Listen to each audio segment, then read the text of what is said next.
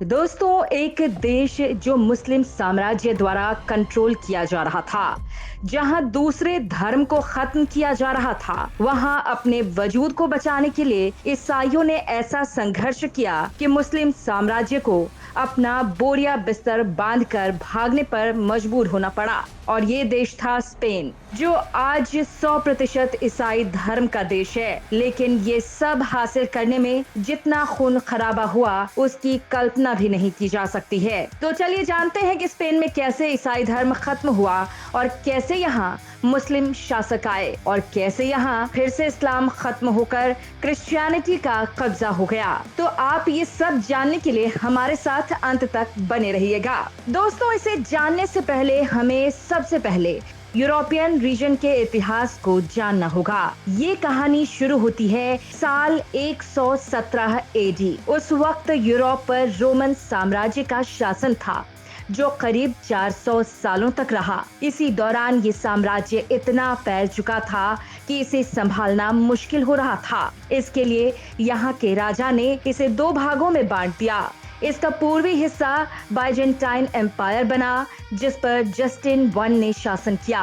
वहीं पश्चिमी हिस्सा बन गया इबेरिया, जिस पर सीजर ऑगस्टन ने शासन किया। लेकिन उस वक्त यूरोप में कई जगहों पर जर्मेनिक टाइब्रस फैल रही थी और उन्होंने साल 476 एडी में इबेरिया के रोमन शासन को हटाकर अपना राज स्थापित कर लिया, जिससे पश्चिम हिस्से वाला रोमन शासन खत्म हो गया। इसके बाद बचे पश्चिमी हिस्से पर कई कबीलों ने इबेरिया पर राज किया। यहाँ अब लगातार शासक बदलते जा रहे थे। वहीं दूसरी तरफ एक और कहानी जन्म ले रही थी। साल 610 एडी में सऊदी अरब में मक्का शहर के बेडोविन्स कबीले में पैगंबर मोहम्मद का जन्म हुआ। इन्होंने अल्लाह के नाम पर इस्लाम धर्म का विस्तार किया, जो धीरे धीरे मदीना मक्का से फैलते हुए मिडिल ईस्ट तक फैलता चला गया। वहीं साल 632 में पैगंबर मोहम्मद की मौत हो गई। उनकी मौत होते ही बंटवारे को लेकर संघर्ष शुरू हो गया,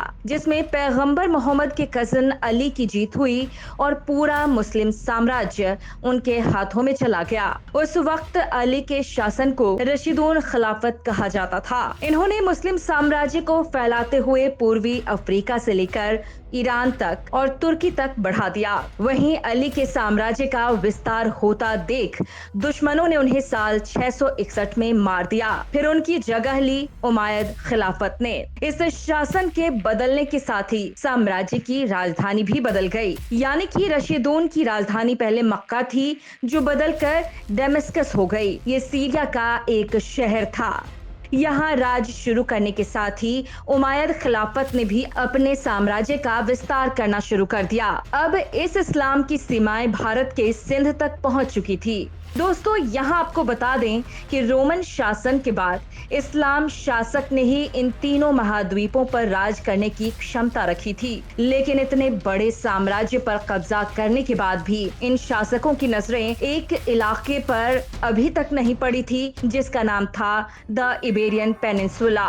इस पर विसिगॉट्स कबीले का राज था, जिसके राजा थे किंग रॉड्रिक। लेकिन यहाँ की जनता अपने राजा से नाराज थी। ये देखकर बाहर के दूसरे शासकों ने इसका फायदा उठाना चाहा। साल 711 में काउंट जूलियन ने उमायद खिलाफत के अफ्रीका के इफ्रीकिया प्रदेश के मूसा इबिन नसीर से मदद मांगी। वहीं मूसा खुद भी इबेरिया को जीतना चाहते थे, जिसका उन्हें मौका मिल गया, जिसे वो अपने हाथों से जाने नहीं देना चाहते थे। वहीं मूसा ने जूलियन के कहने पर अपने सेनापति तारिख इन जियाद को अपनी सेना के साथ इबेरिया पर हमला करने के लिए भेज दिया। इस युद्ध को इतिहास में द बैटल ऑफ ग्वाडलेट कहा जाता है, जिसमें किंग रॉड्रिक की मौत हो गई और यहाँ इस्लाम धर्म का कब्जा हो गया। फिर धीरे धीरे उमायद खलीफ ने इस पर पूरी तरह से कब्जा कर लिया और फिर इसका नाम इबेरियन से बदलकर अल अल्दुनस कर दिया गया। इसके बाद उमायद आगे की तरफ बढ़ा और फ्रांस को जीतने के लिए चल पड़ा। इसे हासिल करने के लिए युद्ध किया गया जिसे द बैटल ऑफ ट्यूर कहा जाता है, लेकिन ये युद्ध उमायद के लिए भारी पड़ा और वो हार गया। इतना ही नहीं, ये हार उमायद के लिए इतनी महंगी पड़ी कि उसका साम्राज्य खत्म होने लगा। दोस्तों, उमायद के शासन को खत्म होने का एक कारण ये भी रहा कि जैसे जैसे साम्राज्य का विस्तार हुआ, लोगों के बीच अशांति बढ़ी और उमायद के विरोध में बढ़ोतरी होती गई। कई मुसलमानों ने महसूस किया कि उमायद बहुत अधिक धर्मनिरपेक्ष हो गए थे और इस्लाम के तरीकों का पालन नहीं कर रहे थे। ये देखते हुए अली गैर अरब मुस्लिमों और खारिज के अनुयायियों सहित लोगों के समूह विद्रोह करने लगे, जिससे साम्राज्य में उथल पुथल मच गई। वहीं 750 में इराक के बगदाद में अली अब्बास इन अब्द अली मुतालिब ने अपनी साम्राज्य अब्बासीद खलीफात को बढ़ाना शुरू कर दिया था और उसने उमैद शासन को खत्म करने की ठान ली और यहाँ जंग छिड़ती गई। अपनी हार होती देखकर उमैद खलीफात और वहाँ के एक नेता अब्द अल रहमान भाग गए और उन्होंने तुरंत ही सीरिया को छोड़कर अल-दुनुशु की रवानगी ले ली। अल-दुनुश में पहले से ही अशांति छाई हुई थी, जिसका फायदा उमायद ने उठाया और यहाँ कब्जा कर लिया, लेकिन इसका शासन अल-दुनुश तक ही रह गया था। वहीं बाकी साम्राज्य पर अली मुतालिब ने कब्जा कर लिया था। वहीं उमैद और अल रहमान ने अल-दुनुश का विकास किया जो पहले कभी नहीं हुआ था। यहाँ बड़ी बड़ी इमारतें बनाई गई, जैसे the great Moscow of Cordoba. वहीं लोगों तक पानी पहुंचाने के लिए एक्वाडक्टस ऑफ नीरजा। इसके साथ ही अपना शासन बढ़ाने के लिए उसने यहाँ के लोगों को धर्म को लेकर भी छूट दे दी, जिससे यहाँ की जनता काफी खुश रहने लगी। इस नीति को आगे भी कई शासकों ने ऐसे ही बनाए रखा। वहीं साल 976 एडी में अल रहमान के पर पोते अल हाकम II की मौत हो गई। उनकी मौत के बाद हिसम II को तख्त पर बैठना पड़ा। वहीं हिसम की उम्र कम होने की वजह से सारा राज मंत्रियों के हाथ में आ गया, जिसका सबसे ज्यादा फायदा हुआ यहाँ के प्रधानमंत्री मोहम्मद बिन अबी आमिर अल मंसूर को। अब सारा राज उसी के इशारों पर चलने लगा।